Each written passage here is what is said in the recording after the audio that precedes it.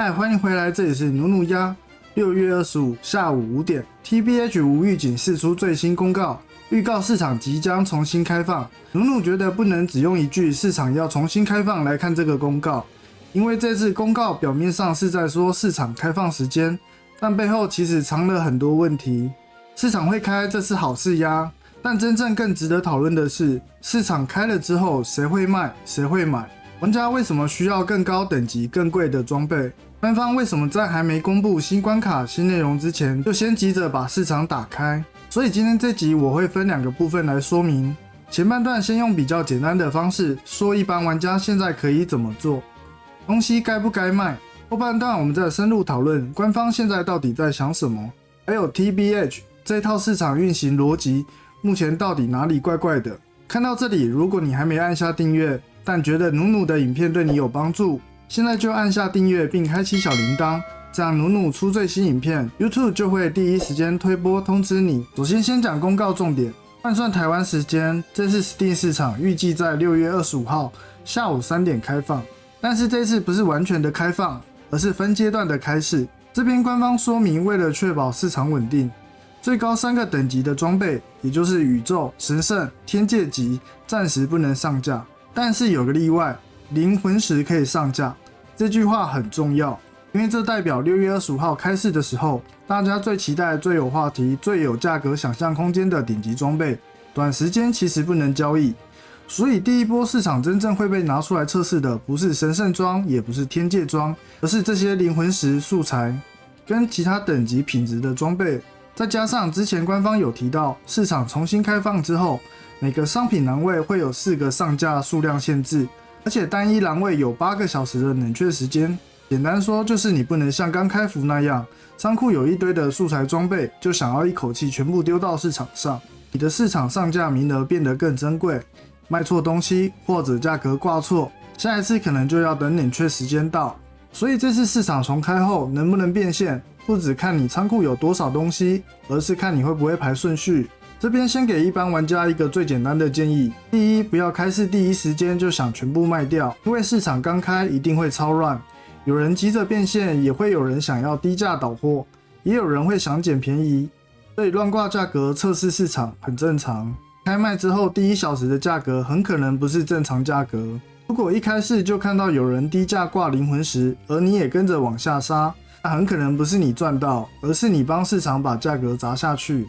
比较稳的做法是先观察30分钟到1个小时，看3样数据：第一，看最低价；第二，看挂单数量；第三，看成交数量。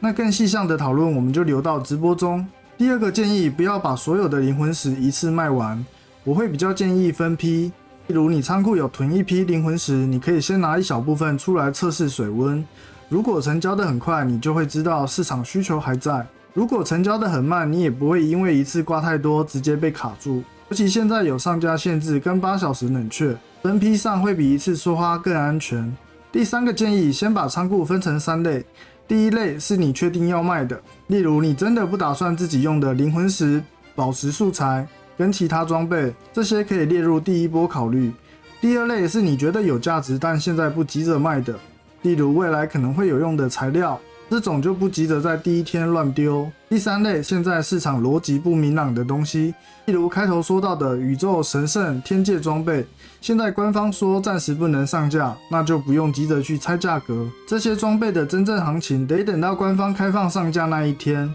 第4个建议，如果你是买家，不要第一天看到素材就冲动想要买入，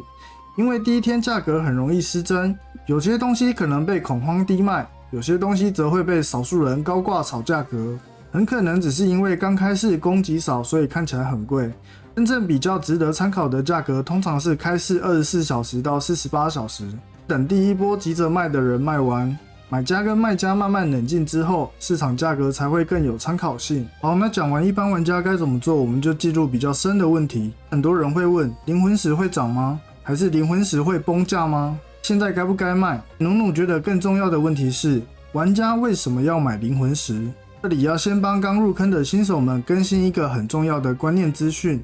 灵魂石不是能直接打到高阶装备，正确的来说，灵魂石比较像门票，你要透过灵魂石去打 BOSS， 然后才有机会获得纪念币。纪念币本身也有分阶级，拿到纪念币之后还要再抽一次几率，才有可能出高等装备。如果灵魂石可以直接打到高阶装备，那玩家买灵魂石的理由会更直接。打到装备可以自己穿也可以卖，但现在中间多了一层纪念币，多了一层抽装几率要赌。玩家买灵魂石其实买的不是装备本身，而是一串期望值，所以灵魂石的价值就不是很固定，而是建立在玩家对未来收益的期待上。更麻烦的是，官方现在又说宇宙、神圣、天界这3个最高等级的装备暂时不能上架市场。那问题就来了，如果我今天买灵魂石打到纪念币，纪念币又很幸运抽到天界、神圣、宇宙这些装备，可是这些高阶装备现在不能卖，那我短期买灵魂石的目的到底是为什么？是为了自己穿吗？还是为了关卡打得更快，或是到社群炫耀稀有性？还是其实是在赌未来市场开放后，这些装备可以卖得更高价格？如果答案是在赌未来，那这就不是刚需，这叫投机需求。这也是我觉得这次市场重开最微妙的地方。TBH 现在卖家一定很多，因为市场关了那么久，大家仓库累积了很多灵魂石素材跟装备，很多玩家一定都在等市场一开就把东西拿出来卖，所以卖方很明确，但买方呢？买方为什么要买？如果官方现在同步推出新关卡、新难度、新的 BOSS， 或是更高战力的需求，那买方的理由会很明确，因为我要变强打新关卡，所以我买装备买素材；因为我要挑战新 BOSS， 所以我买灵魂石；因为高阶装备能让我更快进入新内容，所以我愿意花钱。可是现在官方公告里没有明确说新关卡什么时候出，没有说新难度什么时候开，也没有明确说最高的3阶装备什么时候能够上架，它只是说市场稳定后才会公布内容开发路线图。这代表官方现在的优先顺序很可能是先让市场重新运作，先修安全漏洞，观察市场稳定性，等市场稳了再谈内容开发。所以这次市场重开比较不像是新内容即将到来，所以市场准备服务新内容，比较像是市场不能再关了，所以官方先把市场这条生命线打开。回顾一下 TBH 这一款游戏当初能吸引大量玩家，有很大一部分的原因是因为玩家相信自己挂机打到的素材装备有价值，不是只有游戏内变强而已，而是东西可以拿去 Steam 市场交易，这是它的核心卖点之一。所以市场如果一直关着，玩家就会开始怀疑，我挂这么久是在干嘛？我打到的灵魂石素材装备如果不能交易，那它到底还有多少价值？所以变得官方即使新内容还没准备好，也必须先把市场打开。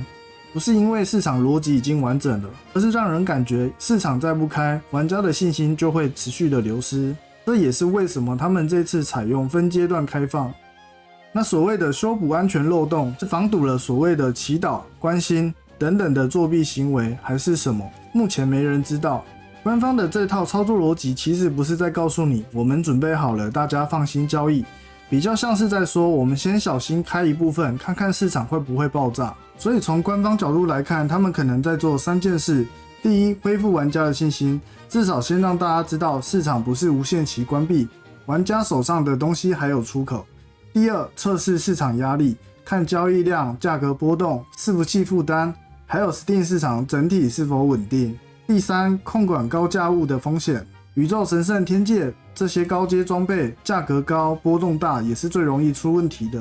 如果一开始就全部放出来，万一价格崩盘、异常道具涌入，或者是有人利用漏洞套利，后果会很难处理。所以官方先把最高装备锁住，是在风险控管。但是站在玩家角度，这种做法会造成另一个问题：市场虽然开了，但是最有价值的东西不能卖。灵魂石的最终价格又跟纪念币、抽装备、新内容的需求有关。如果市场的供需没法接上，那市场就会变成一个很尴尬的状态。卖方很想卖，但买方没有明确的理由需要买。这就是 TBH 现在最大的问题，不是市场会不会开，而是现在预告市场开了，那买家在哪里？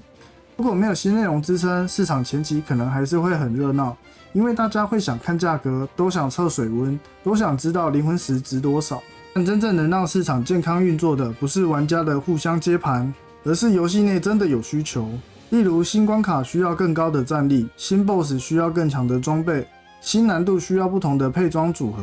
新的系统需要消耗素材，纪念币、灵魂石装备之间有明确的循环，这样市场才会有稳定的买盘。不不然市场就会变成有人先买，期待后面有人用更高的价格去接。所以接下来我们要观察3个重点。第一，6月25开市之后，灵魂石的成交速度，不是只看价格，而是看有没有人真的买。如果灵魂石价格不高，但成交的很快，代表需求还在。如果价格一路往下，而且挂单越来越多，那就不是很理想。第二，官方多久开放高阶装备的上架，这会决定第二波的市场行情什么时候出现。第三，官方的内容开发路线图有没有很快公布，这是最重要的。如果市场开了，官方也接着很快公布新关卡、新难度、新 BOSS， 那市场逻辑就接得上，玩家会知道为什么自己要买装备，为什么要买灵魂石，追求更高的战力。但如果市场开了，官方还是只修 bug、只道歉、只说之后再说，那市场热度很可能就会再慢慢降下去。所以努努对这次公告的评价是，短期是正面的，至少预告市场重新开放的时间点，官方也开始分阶段恢复交易。但中期要观察的是，如果没有新内容，市场就只是在消化旧的库存，有新内容，市场才会变得真正的经济循环。最后帮大家总结一下 ，TBH 现在最核心的问题是，市场可以开，但是要健康的运营下去，必须要真的有人买。玩家到底为什么要买？这个问题目前官方还没有完全回答。所以6月25市集重开只是第一步，真正决定 TBH 能不能稳住玩家的，不是开市那一刻有多热闹，而是开市之后官方能不能用新内容、新关卡，给玩家一个继续刷、继续买、继续投资装备的理由。这才是这次公告背后最值得我们观察的地方。那今天这集的内容就到这里。那我是努努鸭。那如果今天的影片对你有帮助，不要忘了留下一个喜欢跟订阅，我会继续更新更多有关 TBH 的资讯跟攻略。那我们很快下期影片见，拜拜。